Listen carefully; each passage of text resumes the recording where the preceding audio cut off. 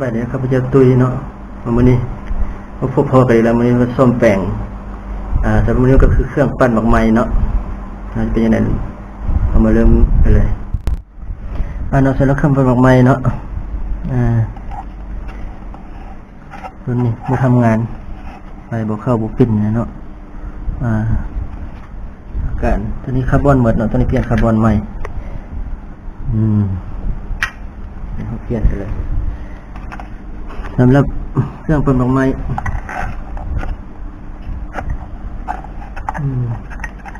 โรเตอร์ด้านในนะจะพันด้วยเครื่องจักรคือกันเนาะจะพันขดลวดทองแดงสำหรับสเตเตอร์จะมีขดลวด2ขดนี่นะการพันด้วยการปกติมอเตอร์มันจะมีขดลวดเดสเตเตอร์เนาะตัวที่หมุนของไดของมอเตอร์ AC เป็นส่วนหลายแต่ว่าในเราเตอร์ตัวหมุนก็มีขดลวดทองแดงขึ้นเนาะจะพันด้วยเครื่องจักรมันจะแน่และละเอียดกว่ามอเตอร์ลักษณะนี้จะใช้คาร์บอนเนาะหรือว่าธาตุนี่แหละคาร์บอนในการกระตุ้นเพื่อให้ได้ฮอบหมุนไวกำลังแหงมาช้าๆเนาะหลายอย่างที่ใช้คาร์บอนจะได้ฮอบหมุนไวแต่ถ้าเราเปลี่ยนคาร์บอนเห็นอากาศเราเปลี่ยนคาร์บอนก็ได้เนาะ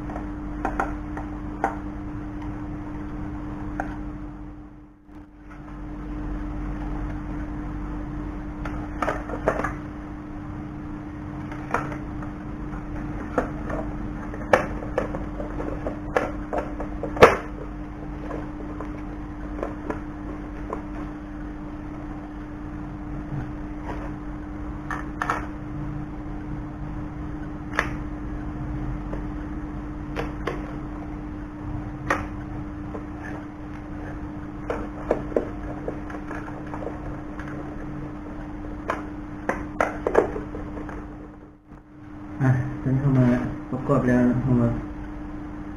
เสียบไฟลอง